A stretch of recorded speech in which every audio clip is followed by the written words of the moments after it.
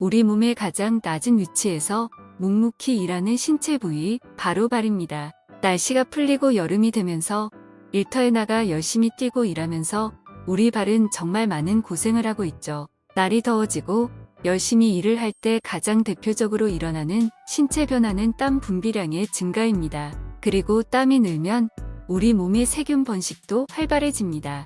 신체 중에서도 덥고 습한 신발 속에 꼭꼭 감춰진 발이 특히 그렇습니다.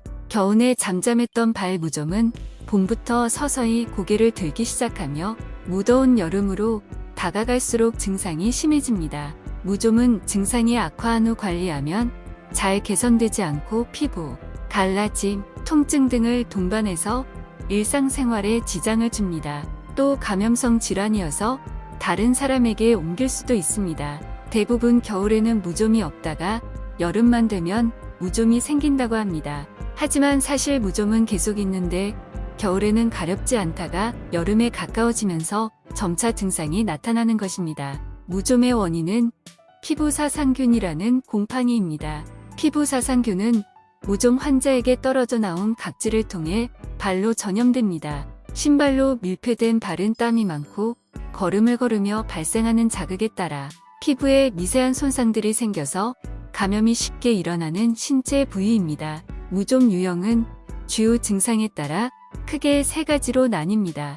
첫째, 발가락 사이에 진물과 악취가 생기고 갈라지며 매우 가려운 지간형. 둘째, 발바닥의 각질이 전반적으로 두터워지고 긁으면 고운 가루처럼 떨어지는 각화형입니다. 마지막 세 번째는 발바닥 중에서도 발바닥의 파인 부분에 물집이 생기며 매우 가려운 수포형입니다. 이 세 가지 무좀 유형은 따로 있는 것이 아니라 서로 섞여서 나타납니다. 주로 발에 많이 발생하는 무좀은 위험한 병이 아닙니다만 본인의 신체 다른 부위나 소중한 가족 등 타인에게 전염시킬 수 있어서 치료해야 합니다. 무좀을 치료하지 않으면 만성화가 진행되며 증상이 급격히 악화되어 급성염증이 생길 수 있습니다. 또 손에 반응성 습진 병변이 나타나는 백선진이 발생하기도 합니다. 가려움이 동반되면 긁고 결국 2차 병소 및 감염에 따른 봉화지염까지 발전되어 장기간 항생제 치료가 필요한 불상사를 초래할 수 있습니다.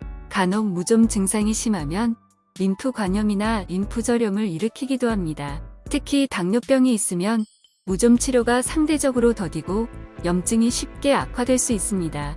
이외에 손발톱 백선증은 진균을 다른 부위로 전파시킬 수 있는 병원소가 되기 때문에 치료가 필수적이라고 볼 수 있습니다. 여러분의 걱정과 달리 발이나 손발톱에 생긴 병변 중 실제로는 무좀이 아닌 경우도 많습니다. 때문에 반드시 진균 검사를 통해 확진 여부를 판단한 후 치료해야 합니다.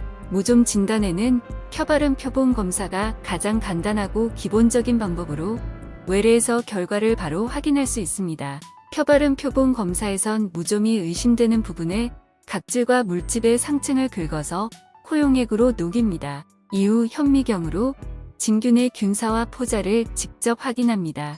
또 다른 방법 중 하나인 진균 배양 검사는 곰팡이의 균종까지 구분할 수 있어서 일반적인 항진균제의 치료가 잘 되지 않거나 임상 증상이 비특이적인 경우 항진균제 선택에 도움이 될 수 있습니다.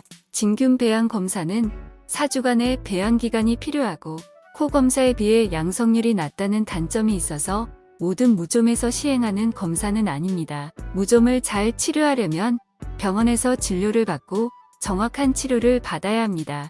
식초에 물을 타서 발을 담그는 식의 민간요법으로는 치료가 어렵습니다. 치료법은 무좀 증상에 따라 조금씩 차이가 있습니다. 무좀 유형에 따라 적절하게 적용하면 증상을 빠르게 개선할 수 있습니다. 우선 발가락 사이에 진물이 나는 지간형은 진물이 있는 동안에는 연고를 발라도 연고의 약성분이 효과를 보지 못합니다. 때문에 먼저 진물이 멈출 때까지 하루에 3번씩 약 15분간 병원에서 처방하는 약물에 발을 담가서 진물이 멈추게 한 다음 무좀 연고를 바르는 것이 좋습니다. 발바닥에 물집이 생기는 수포형의 경우 가렵다고 물집을 터트리는 사람이 있습니다. 그러면 물집을 터트린 곳으로 병균이 들어가서 곪을 수 있습니다. 가능하면 물집은 그냥 두는 것이 좋습니다. 무좀을 예방하려면 무좀이 있는 사람과 신발 슬리퍼 손톱깎이를 같이 사용하지 말아야 합니다. 또 사용한 신발이 충분히 마를 수 있게 여러 켤레의 신발을 번갈아 신는 게 좋습니다. 이상으로 무좀과 무좀관리법에 대해 알아보았습니다. 가장 낮은 곳에 있지만 발에 튀눈 하나라도 나면 정말 불편했던 어린 기억들이 있습니다. 특히나 무좀은 나뿐만 아니라 소중한 가족과 타인에게도 피해를 줄 수 있는 질병이다 보니 증상 발현 시 초기에 정확히 진단하고 꾸준한 치료를 통해 관리하는 것이 중요하겠습니다. 감사합니다.